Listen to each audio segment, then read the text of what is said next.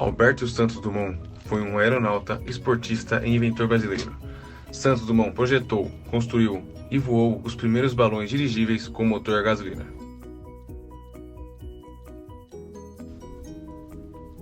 Esse mérito lhe é garantido internacionalmente pela conquista do Prêmio Just em 1901, quando, em um voo, contornou a Torre Eiffel com o seu dirigível número 6, transformando-se em uma das pessoas mais famosas do mundo durante o século XX.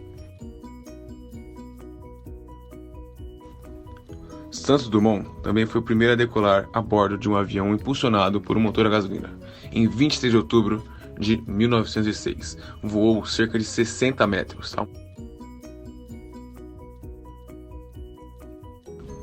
Menos de um mês depois, em 12 de novembro, diante de uma multidão de testemunhas, percorreu 220 metros, a uma altura de 6 metros.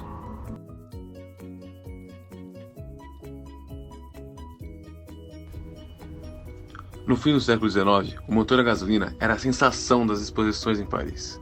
Santos Dumont ficou fascinado, pois sempre se interessou por mecanismos. Seu sonho desde criança era criar um aparelho que permitisse o homem voar, controlando seu próprio curso.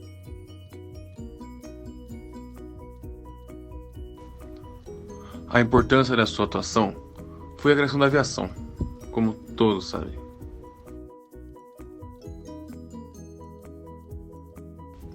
Alberto Santos Dumont, mais conhecido como Santos Dumont, nasceu em Minas Gerais.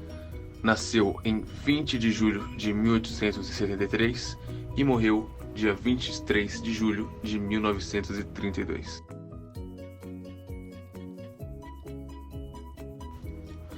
Frequentou a Escola de Minas de Ouro Preto e cursou a Universidade de Bristol.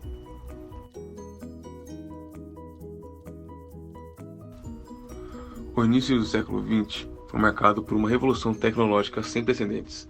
Entre as novas áreas de desenvolvimento científico estava a aeronáutica. Diversos inventores estavam à corrida contra o tempo para ser os responsáveis pela criação da primeira máquina voadora mais pesada que o ar.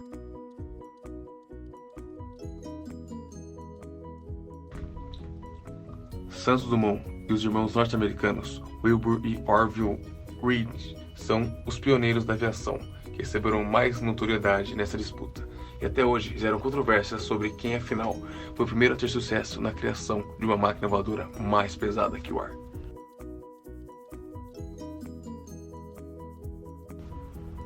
Em 23 de outubro de 1906, em Paris, Santos Dumont realizou o primeiro voo com o 14 bis, documentado pela Comissão Oficial de Aeroclube da França, na presença de uma plateia de cerca de 1.000 pessoas. A aeronave percorreu 60 metros em 7 segundos, a 3 metros de altura e com velocidade de 30 km por hora. Esse feito lhe rendeu o título de pai de aviação e tornou-o célebre do mundo todo. Entretanto, anteriormente, em 17 de dezembro de 1903, os irmãos Wright haviam realizado em sigilo o primeiro voo com o Flyer One, na presença de poucas testemunhas. O avião percorreu 37 metros em 12 segundos, a uma velocidade de 10,9 km por hora, e teve a decolagem auxiliada por um sistema de trilhos. O encontro entre Dumont e os irmãos ocorreu somente em 1908. Quando os irmãos finalmente viajaram a Paris, com o objetivo de participar de uma festa aérea promovida pelo Aeroclube da França. Nessa ocasião, o trabalho de Santos Dumont e dos irmãos Wright finalmente puderam ser comparados.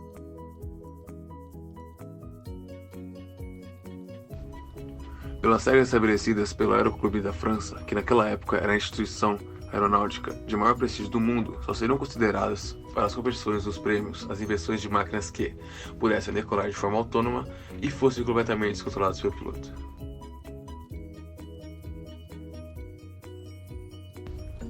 Levando isso em conta, Santos Dumont foi sim o autor do primeiro voo com uma máquina voadora mais pesada do que o ar de forma autônoma, e com a presença da comissão avaliadora do Aeroclube da França. O problema é que alguns historiadores da aeronáutica questionavam bastante o fato do 14 bis ser uma máquina efetivamente controlada. Com suas inúmeras alavancas e comandos, a aeronave funcionava muito como um balão. Já no caso dos irmãos Wright, o Flyer podia ser controlado com mais eficácia, porém não era capaz de aumentar voo sozinho.